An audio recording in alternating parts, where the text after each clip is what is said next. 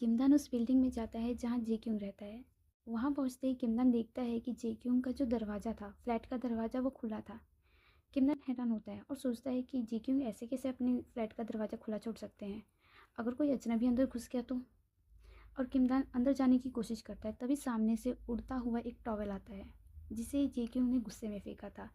और वो देखता है कि अंदर जे क्योंग किसी लड़के को जोर जोर से डांट रहा था और वो उसे कह रहा था कि तुम यहाँ से निकलो, तुम्हारा यहाँ कोई काम नहीं है। किमदान को समझ में नहीं आ रहा था कि आखिर हो क्या रहा है। और वो जो सामने वाला लड़का था जिसे जेकिंग डांट रहा था, वो जेकिंग से पूछता है कि अचानक से तुम्हें क्या हो गया, तुम मुझे बाहर क्यों निकाल रहे हो, अभी तक तो सब कुछ अच्छा चल रहा था।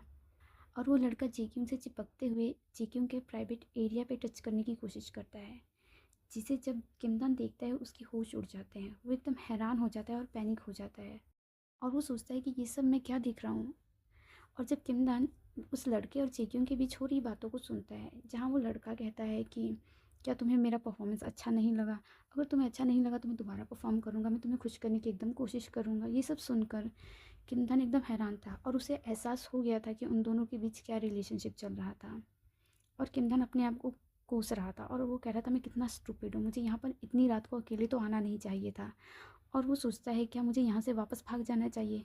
तभी जेक्यूंग की नज़र किमदान पे पड़ती है और वो किमदान को अंदर आने के लिए कहता है। और जब जेक्यूंग ने किमदान को देख ही लिया था तो किमदान अब वापस जा भी नहीं सकता था, उसे अंदर आना पड़ा। और वो जो लड़का था दूसरा, जो कि जेक्यूंग के साथ पहले से खड़ा था, वो जेक्यूंग से पूछता है कि ये लड़का कौन है। जेक्यूंग उसे कोई जवाब नहीं देता है। तभी उस लड़के को गुस्सा आता है और वो जेक्यूंग को कहता है अच्छा मैं समझ गया, तुम मुझे निकाल कर इस लड़के को मेरी जगह रखना चाहते हो। और वो कहता है अगर तुम ऐसा करना चाहते हो तो तुम भूल जाओ, तुम मुझे बिल्कुल भी भुला नहीं पाओगे, ये लड़का मेरी जगह नहीं ले सकता तुम्हारी लाइफ में। जेक्यूंग उससे कहता है तुम बातें तो ऐसे कर रहे हो जैसे तुम मेरे बॉयफ्रेंड हो या फिर हम रिलेशनशिप में हो या डेटिंग कर रहे हो, ऐसा तो कुछ भी नहीं था। तुम्हारा काम यहाँ पर ख़त्म होता है, तुम यहाँ से निकलो। वो लड़का वहाँ से जाने भी लगता है, लेकिन जाते जाते वो जेक्यूंग को बहुत बुरा बोल कर जाता है। वो जेक्यूंग को कहता है तुम्हें क्या लगा कि मुझे तुम्हारी ज़रूरत है, लेकिन नहीं, तुम्हें मेरी ज़रूरत है। और वो कहता है कि तुम मेरे बिना एक दिन भी नहीं चल पाओगे, कल तुम्हारा जो मैच आ रहा है उसमें तुम पक्का हारोगे। और जैसे ही जेक्यूंग ये बात सुनता है उसे इतना ज़्यादा गुस्सा आ जाता है कि उसे पकड़ के उसे दीवार में मारता है, जिसे देखकर किमदान बहुत ही ज़्यादा घबरा जाता है और डर जाता है। क्योंकि जेक्यूंग जो था वो कोई भी बात सुन सकता था और सह सकता था, लेकिन उसके सामने कोई उसके मैच के बारे में उल्टा बोले और वो ये कहे कि तुम इस मैच को हार जाओगे, वो ये बिल्कुल भी नहीं सह सकता था। और जेक्यूंग उसे धमकाते हुए कहता भी है कि अगर कल का मैच में हार गया तो तुम नहीं बचोगे, तुम जहाँ मर्जी छुपो, मैं तुम्हें ढूंढ कर निकालूंगा।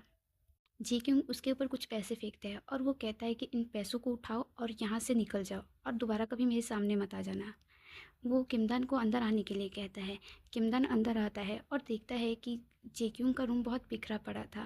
और रूम को देखकर यह अंदाज़ा लगाया जा सकता था कि किमदान के आने से पहले उस लड़के और जेक्यूंग के बीच में क्या हो रहा था। मतलब वो उस दौरान फिजिकल रिलेशनशिप बना रहे थे। जेक्यूंग किमदान से कहता है कि तुम रूम पर ध्यान मत दो, जिस काम के लिए आए हो उस काम पर ध्यान दो। जब किमदान अपने बैग से मसाज के लिए सामान निकाल रहा था, उस दौरान जेक्यूंग किमदान को सर से लेकर पाँव तक घूर रहा था।